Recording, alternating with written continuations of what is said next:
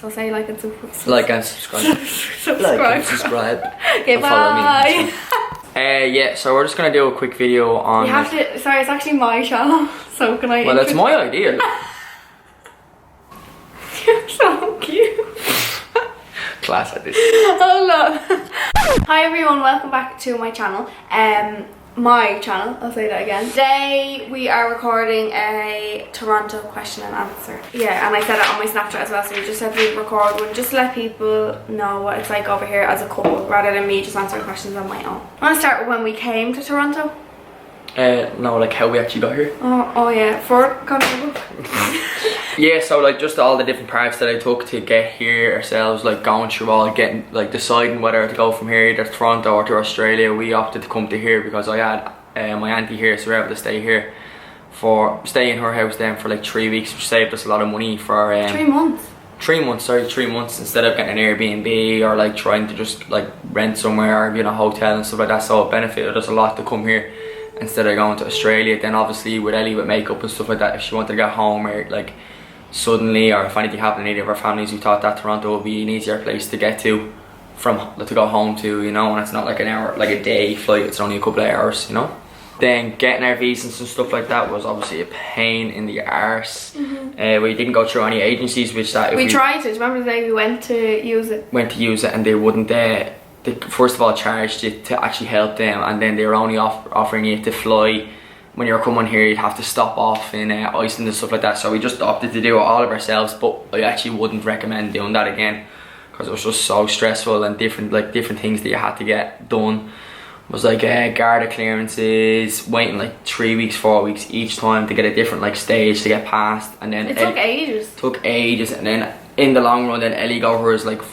I got mine first. Like 2 weeks before I got mine. So I was just sitting. Like it could have worked out that I got mine and Conor didn't get his visa. That could have happened. So like, those 2 weeks were terrifying. Just sitting on eggshells, just waiting whether to see that if I got mine. The way that we did it, we went onto what is it? The actual Canadian Embassy website. Canadian, yeah, CIC. CIC website to get your visa and stuff like that. So it's like $200 or something like that. So I don't even think it was €170 or something like that, and that's the whole thing paid for. Then you just have to pay for everything else yourself, like medical, insurance, which never even checked.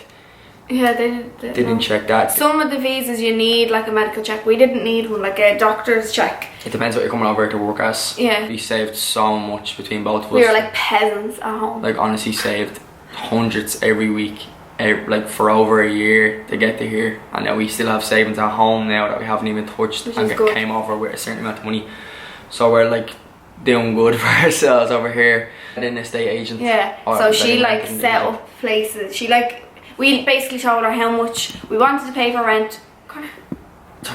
Basically showed her what how much we wanted to pay for rent, what we were looking for, like if we wanted a bachelor apartment or a 1 bedroom, and she set up viewings for us. I wouldn't recommend getting one of them at all. Like Conor found us our apartment. And we did fine, like a fan. We found better than she did. The places that she was bringing us, the places she was bringing us were real downtown. Were intentionally that we were like, oh, we want to live downtown. We want to be right where beside, everybody wants to live, right beside the CN Tower and stuff like that, which is obviously going to cost you more money. So we were looking downtown for ages, and we were like, oh, looking at this place, perfect location. And we walk in, and it would just be a box, literally. Like a box. Other things then, jobs. Jobs we just went out. Well, Ellie kind of fell. No, you don't need. I get asked all the time, do you need a job coming over here? You don't. No, you don't need a job. Well, we didn't anyway. No, it depends what money you're coming over with. Whether you want to hit the ground running or you want to just relax for a bit and see what you're doing. So when we came over first, we relaxed for 3 months when we came over first. But like, I actually wouldn't recommend doing that because you got too relaxed into it and stuff like that. But obviously, if I didn't have my auntie there and we were obviously every single day we were looking for places. A lot of people live in basements over here, so like when you think of a basement at home, you literally think of like a garage. It's not like that, so it's like converted. When we lived with Conor's auntie, we lived in the basement and it was gorgeous. But like, do you remember the one that we went to that you wanted? It was the first place we ever viewed. It was a basement. It was the windows were like probably this size. I just wanted to get it. Yeah, Conor just wanted his own place. Looking for places and just. So he was going to settle for that, and I was like, no. I was like, if you want it, you can what did I say to you? Relight the whole place and all. Yeah, relight, like, open windows, build this, build that, and all. Like, I was having none of it. Over here, I feel like you're not it's not like a home. You don't go out every single weekend. Just like you don't live for your weekends as much. Like there's so much more to do than just go out and drink and just going out and just spending your money on stuff that you just don't want to spend your money on. You're just going because everyone else is going, you know. The cost of living over here is much more expensive. Like just life in general, food in general, everything is much more expensive. So expensive for food. But your wage is higher, so that kind of like balances everything out. And the minimum wage is being increased in January as well. What did recommend then before coming over here, like what to do? Obviously just get your visa sorted, then save as much as you can. Stock up on socks, go to Pennies and buy socks. Stock up on socks. We lose socks every single day. Just sort out early, like don't wait until last minute for what you're going to do. Know beforehand what you want to work as, where an area in which you'd want to live in, know like all it's the hard sites. obviously. We had it handy because obviously we have Conor's auntie here, so she knew, like,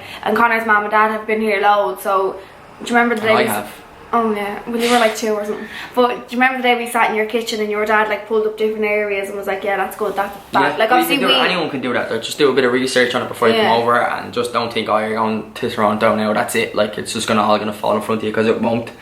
It is stressful. Things are upsetting. There's like going to be tears. Like we've had, like me and Ellie have been numerous times where you just didn't talk for days upon days, from at home to not like to doing things where you should be saving money, or you should be saving money, and then coming over here, then it just all like worked out in the end because we were able to know what we wanted and just like splash out on things that we want like to live upon like for next year or so, you know. Our visa is a 2-year visa as well. You can get a 1-year one, but we just thought we'd go for the 2. If we like it after the first year, we can still stay for the second. We don't have to like reapply and like go through that whole rigmarole again. So I'd recommend going for the 2-year one. Going for the 2 years, just at least you have the choice then. Going for it, just nothing holding you back, just going for it. Then the last thing that I have wrote down here would be, what do I miss the most from home? It would be obviously your family and stuff like that, your friends. Food and stuff like that, like different types of food, big time, yeah. But like you just have to think of the bigger picture and say like, what would you be doing at home if you're just sitting at home with your family? Like you're out here now. I have my first own place to live in, my own, like living with someone for the first time for weeks. You, like someone, Conor. And just experiencing it all. The experience is the main thing that it's hard. It is. I find it, was finding it much harder than Conor was. But then again, I feel like sometimes you're a boy and you just have to put on a brave front. Like I cried every single day. But the way I look at it is, if your lifeline is like this big, 1 or 2 years away from home is a tiny little portion of it. Obviously you're going to miss your family and stuff, but like FaceTime and all, like what does Maura say to us? She's like, oh, we couldn't even ring, you couldn't afford to ring home. So like now, try to FaceTime my mum every single day. In contact with just text messages here and there, and then obviously my family will come over. Hopefully a few of the lads will come over then next year. But definitely, like, you have to think of the bigger picture when you say like I miss home and stuff like that, not just dive in and say I'm going home. There has to be just looking at why you're here and what do you want to actually learn from it and where do you want to go. One other thing that I wish I had before I came over here was a degree. It's definitely opened up my mindset for when I go home. I'm going straight back into college.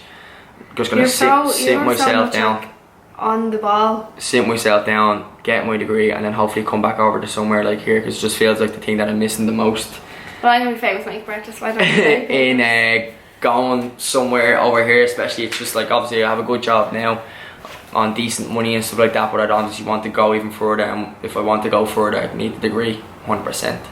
You know, just with homesicks and stuff like that, obviously you can just FaceTime, give them a text. You don't have to be so down over it, and so that if you are down, just do something that will cheer you up. My question for you and Conor is that when Conor asked you to move to Canada with him, what was your very first thought, and how did your parents react when you told them? My parents didn't believe me. Like, your parents were so supportive. My mum and dad were literally like, yeah, good one, like it's just a thought in your head, you're not actually going to do it. I can't remember the day you even said it to me. No, me neither. Not at all. I think it was just a thought, like it was said over a while. It wasn't literally like a proposal, like will you move to Canada with me? Like it wasn't like that. It was just a thought for the last few months. Most responsible person is me. No, it's not. Ahead of myself, and said ahead of Ellie the whole Stress time. head. Booking off, like getting rent sorted the earliest as you can in the month, budgeting, everything. Me. Whatever. Who got this place? Me. Who sorted the visas? Me. All me. Did.